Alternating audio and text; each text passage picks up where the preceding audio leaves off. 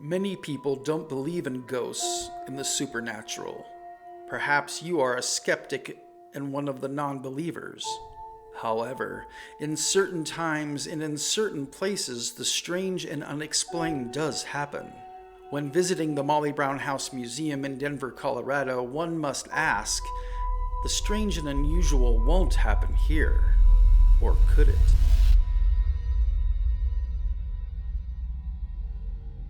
Museum tourists have claimed to smell the smoke of a pipe around the home at odd times. It's known that Margaret's husband, J.J. Brown, loved to smoke out of his pipe. Besides the smell of a phantom pipe, people have seen light bulbs suddenly become undone. There's the spirit of a woman who appears to be Margaret Brown that's seen around the house in Victorian dress, rearranging the furniture in her home and giving visitors a certain fright. Even though all of these have supposedly happened, a museum guide was quoted saying, well, with a house that is 130 years old, there are always going to be myths and stories. One such story, claimed by museum volunteers, is the apparition of a cat running through the halls of the second floor and mysteriously vanishing into the wall. This could not possibly be, but perhaps one video provides proof. While filming a tour for the museum, the producer of the video unknowingly captured footage of what appeared to be cat eyes peering from beneath an original family furniture piece. Could this be proof that the ghost cat really does exist? Is the Molly Brown House Museum really haunted? Or could these experiences merely be a figment of imagination? Or perhaps a presence wanting to be known? You decide.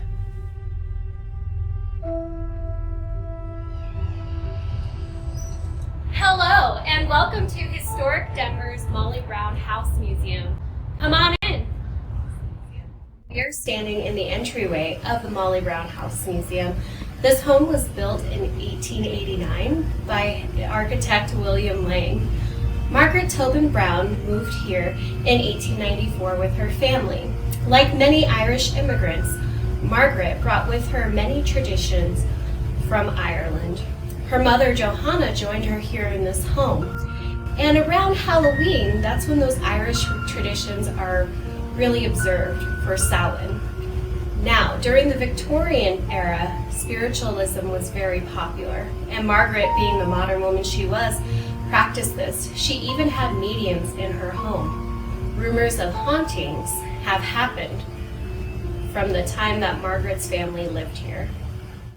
Margaret, being the modern woman she was, loved to travel, and she adorned her home with many objects from her travels.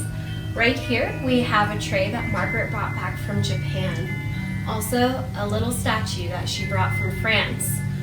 When it comes to hauntings, people would refer to these original objects as trigger objects. It is believed that when trigger objects are around, it really helps with spirits and communication. Margaret believed wholly in education. She donated a lot of money to help those without funds find education, help labor rights, and also help women's rights because she was a suffragist. Margaret even ran for Senate early on in the 1900s. You can definitely feel Margaret's ambitious presence in this house. We are standing in Margaret's library. This is where she spent a majority of her time. Margaret's parents strived for education, and they ensured that all of their children had up to an 8th grade education, which was unheard of during that time period. Margaret had so many books that she had these bookshelves specially installed. Now, when she wasn't traveling, this is where you'd mostly find Margaret. Here, reading, brushing up on her many languages. But this is where we're going to talk about some spooky things that happened to Mrs. Brown. Mrs. Brown was traveling in Egypt when she received word that her first grandchild had fallen ill. Well, it made her kind of nervous, so she grabbed a Ushakti in Cairo as a good luck charm. She also went to a palm reader who told her that he saw lots of bodies and lots of water surrounding Margaret. Being the logical woman she was, she didn't pick much stock in it, but she was glad to have her good luck charm. If you were here, this is where you'd find Margaret during the day. This room behind me was Jane Joseph Brown's study, and you could often find Mr. Brown and Margaret's father, John, talking after dinner and smoking cigars. And that's one of our haunting claims, is that at times you can smell cigar smoke. It's also been said that you could see it in the air. Who knows? This is the family dining room. Margaret hosted many big parties here, probably where she talked about her political affiliations with the women's suffrage movement. She also worked a lot for miners' rights. Over here you can see a silver punch bowl that was gifted to Margaret and JJ by the Leadville miners for their wedding. It's said that JJ was a pretty good mine owner, as he owned the Ibex Mining Company and was caring, considerate for the miners of the time period. Now, what we have here is the butler's pantry. You'd usually keep it closed, and that is where the staff would enter with food and where you kept your fine china.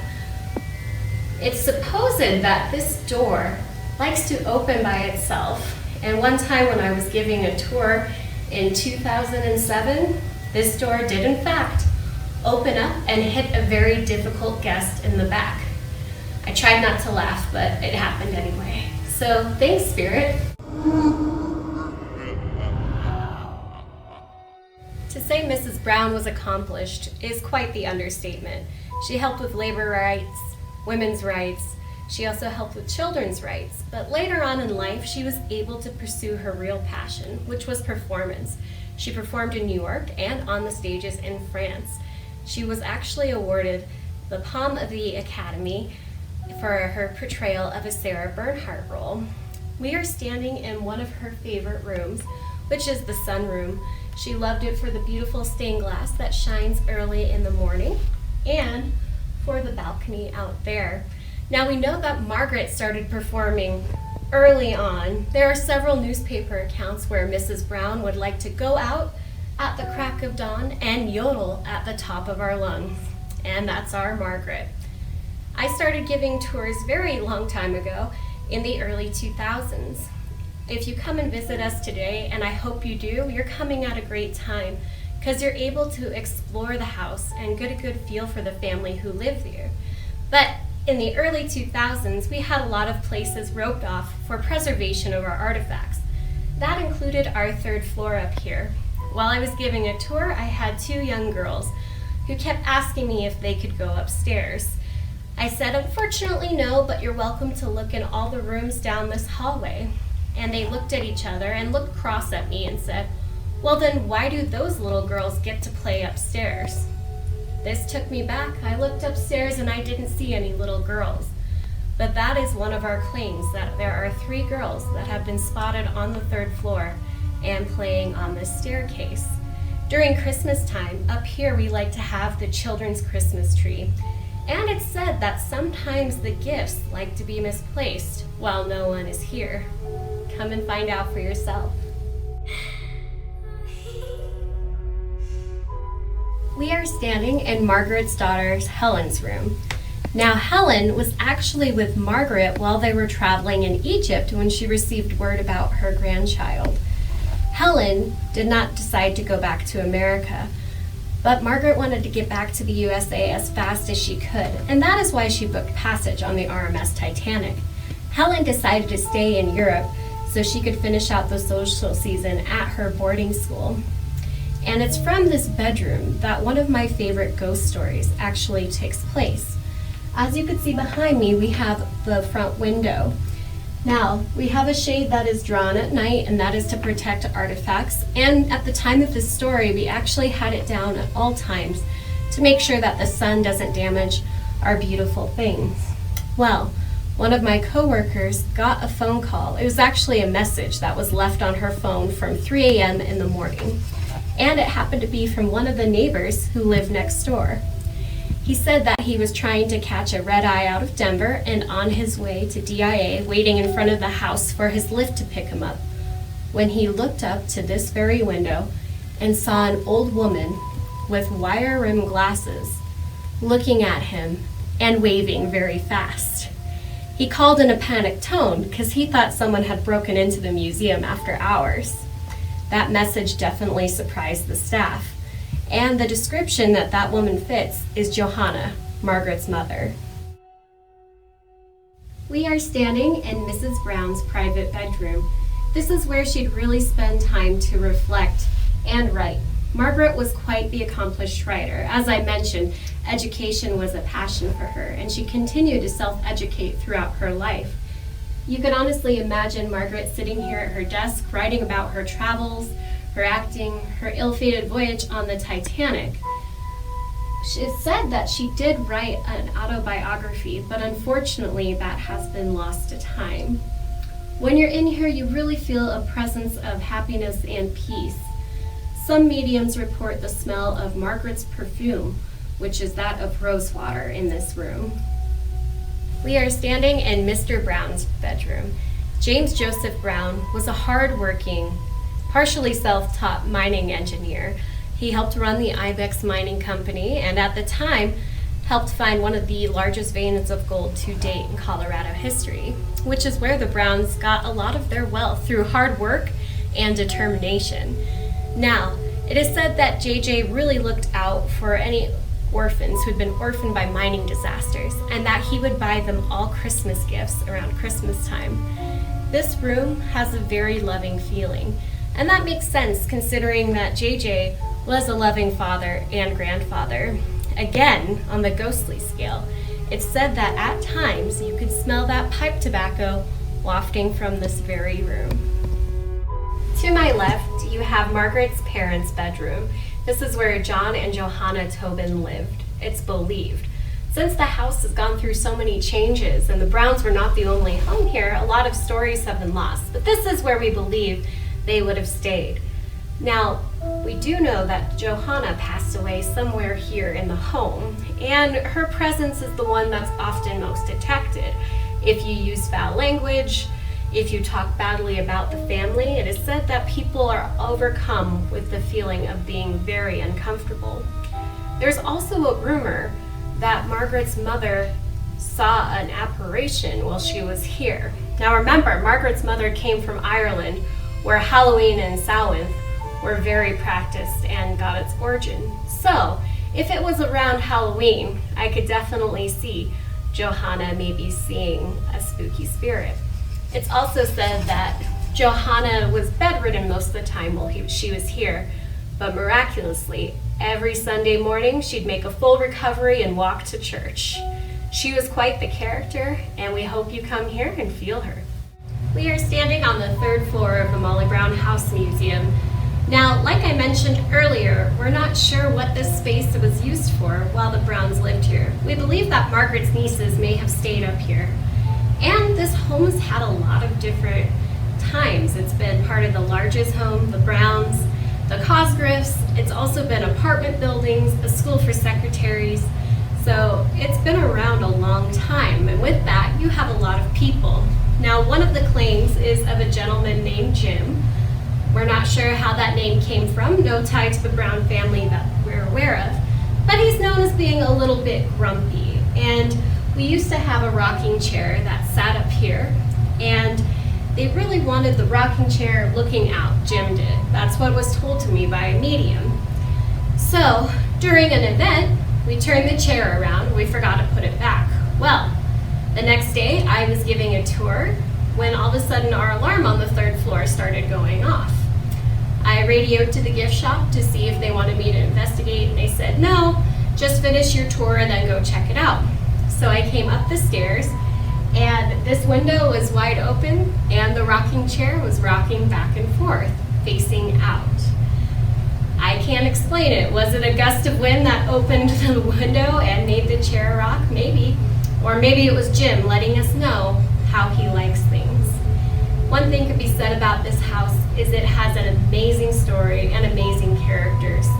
It was a home filled with love and happiness. And we really hope you come and visit us at Historic Denver's Molly Brown House Museum. This is a painting that shows the family's carriage house. Now, Margaret, being the modern woman she always was, she had one of the first electric cars here in Denver. And me right. That's an electric car in the early 1900s. She kept it here in her carriage house, which is now the museum's gift shop. And things go bump in the night there too. So if you want to see it, it's built out of rhyolite stone as well as red sandstone from all locally quarried. That was from William Lang, the architect. His work can be seen all throughout Denver. And we know that the family did keep horses there at times. And it was said that the male staff would have lived on the second floor. Now, like I mentioned, the carriage house also has some spooky stories. But we're going to talk about one in particular on a dark, snowy night. Now, this story was told to me by one of our security guards, and an alarm went off in the house, a burglary alarm, around 3 a.m. The team headed down into the courtyard between the museum and the carriage house, where they saw Denver police, who were all standing around. Our security team said, "What are you guys doing here?" And the police said, "We're waiting for backup." And the security officers said, "Well, why? We're backup." And they told them, when we went inside, it sounded like there was a huge party on the third floor. So both the security guards and Denver police came in. They did a head-to-toe sweep of the house. Nothing was here. Nothing appeared to have triggered that alarm. But when they all left, they found kind of a scary sight, and that was tiny snowmen all over the courtyard about this tall. There were no footprints around those snowmen. So, was it a playful spirit or a snowman army? We may never know, but you should definitely come see the house during winter, especially when we're decorated for Christmas, because you can really get into the spirit. As you can imagine, Victorian museums get a little dusty from time to time. So every year we close for a week to do what we call our deep clean. And this is where only volunteers and staff members are in to really help clean the walls, clean the carpets, and everything else, the nooks and crannies you need to get into. My friends and I were in this room, which is the maid's quarters. We have it set up as to how a typical maid's quarters would have looked like during the Victorian era. Now I had my back turned to my friends who were standing over here, and they asked me to say a ghost story. So I was scrubbing the wall, and I was telling them a ghost story about when I worked at a haunted fort from the 1860s. And I was really scrubbing the wall, getting into the story, when behind me I heard, "Shh!" It was so loud and rude that I turned around to yell at my friends. And when I looked back, all three of them were stunned and pale. And I said, "Why did you shush me? You asked for the story." And they looked at each other and said, "That wasn't us." So who knows? We are standing here in the family's kitchen. Now, as I mentioned earlier, this home has undergone a lot of different time periods. At one point, this room itself was a studio apartment. So we really dated it back to other William Lang homes in the neighborhood and matched all of our artifacts to the time period. Now, my scariest story comes from when I was alarming the house. Now, we'd had a very busy day, and there were only 2 of us running the museum with some volunteers, so it had been really long. I came in, I was about to head out to the alarm pad to lock up, and I turned and saw a silhouette standing here. Now, it scared me so much that I ran to the back of the porch. I put in the alarm code, and it said unable to alarm, movement in the kitchen. So at that point, I ran into the gift shop and I grabbed my coworker who had been working here for a very long time. She came back in with me, and the 2 of us huddled here in the kitchen, and she said, "Now listen, we've had a long day, we're really tired, and we just want to go home. So you need to knock it off." Then we went back to the porch, put the alarm in, and the house alarmed with no problem. At the end of a long day, sometimes it just helps to put your foot down and say, "What's what?" This is actually take 2 of this shot. If you've ever seen me stumble during these recordings, it's actually because I'm hearing something in another room. So, this house does go bump in the night.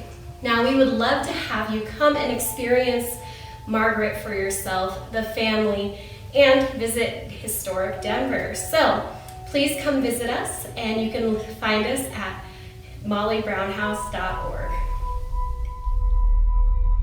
During the month of October, the Molly Brown House Museum undergoes a transformation to a more, shall we say, appropriate setting for tales of ghosts and the supernatural. Visitors from Denver and around the world are treated to events themed from historic spiritualism to answer the question, is Mrs. Brown still here?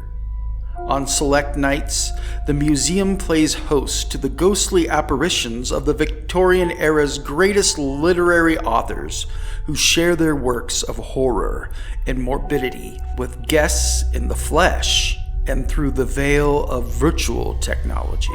Here now to quench your taste for superstition and the macabre is Edgar Allan Poe.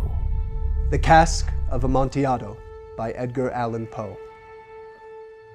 The 1,000 injuries of Fortunato I had borne as best I could, but when he ventured upon insult, I vowed revenge. You, who so well know the nature of my soul, will not suppose, however, that gave utterance to a threat. At length I would be avenged. I must not only punish, but punish with impunity. It must be understood that neither by word nor deed had I given Fortunato cause to doubt my goodwill, and he did not perceive that my smile now was at the thought of his immolation. He had a weak point, this Fortunato, although in other regards he was a man to be respected and even feared. He prided himself on his connoisseurship in wine. I was skillful in the Italian vintages myself, and bought largely whenever I could. It was about dusk one evening during the supreme madness of the carnival season that I encountered my friend. He accosted me with excessive warmth, for he had been drinking much.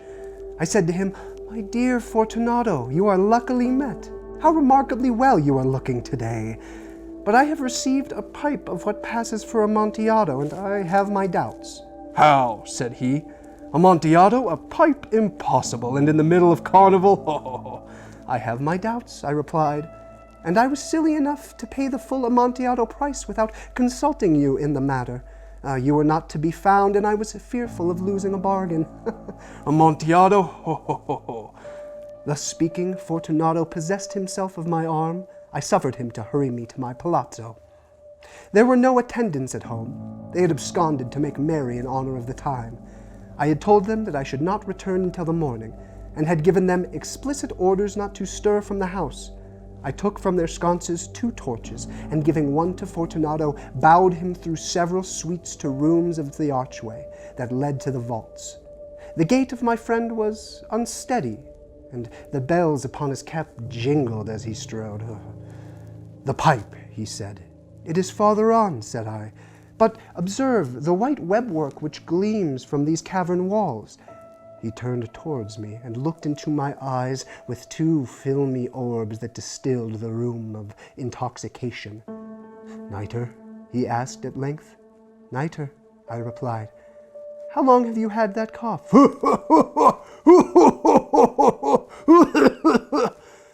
My poor friend found it impossible to reply for many minutes.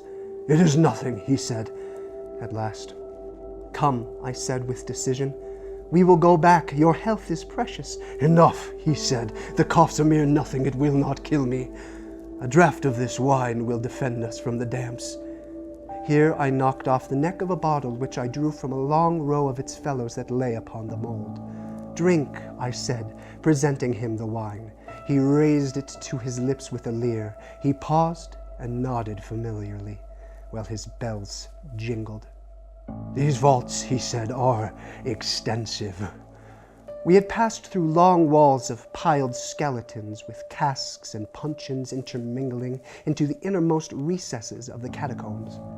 I paused again, and this time I made bold to seize Fortunato by an arm above the elbow. "The nitre," I said. "See, it increases. It hangs like moss upon the vaults. Come, we will go back ere it is too late. Your cough." "It is nothing," he said. "Let us go on. But first, another draught of the wine." I broke and reached him a flagon of de Grave. He emptied it at a breath. His eyes flashed with a fierce light. We passed through a range of low arches, descended, passed on, and descended again, arriving at a deep crypt in which the foulness of the air caused our torches rather to glow than flame. "Proceed," I said. "Herein is the Amontillado." He had reached the extremity of the niche, and finding his progress arrested by the rock, stood stupidly bewildered. In the wall's surface were 2 iron staples. From one of these depended a short chain, from the other a padlock. Throwing the links about his waist, it was but the work of a few seconds to secure it. Oh, once more, let me implore you to return. No? Then I must positively leave you. "The Amontillado," growled my friend, not yet recovered from his astonishment.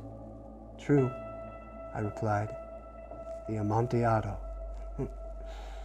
As I said these words, I busied myself among the pile of bones of which I had before spoken.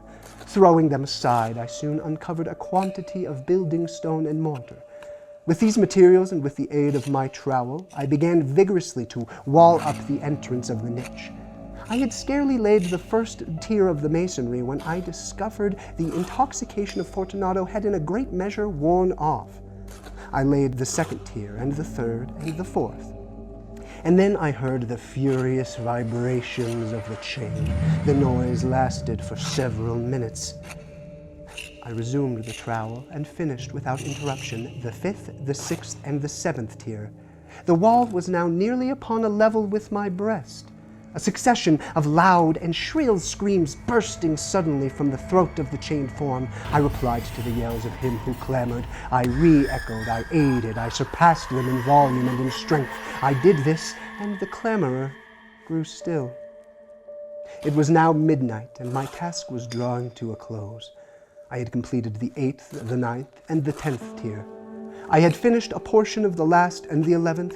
There remained but a single stone to be fitted and plastered in. I struggled with its weight. I placed it partially in its destined position, but now there came from the niche a low laugh that erected the hairs upon my head. It was succeeded by a sad voice, which I had difficulty in recognizing as that of the noble Fortunato. A very good joke indeed, an excellent jest. We will have many a rich laugh about it at the palazzo. Over our wine. The Amontillado. Yes, the Amontillado. But is it not getting late? Yes, I said. Let us be gone. For the love of God. Yes, I said. For the love of God. I called aloud, Fortunato. No answer. I called again, Fortunato. No answer still. I thrust a torch through and let it fall within. There came forth in return only a jingling of the bells. I forced the last stone into its position. I plastered it up. Against the new masonry, I re-erected the old rampart of the bones. For the half of a century, no mortal has replaced them. In pace requiescat.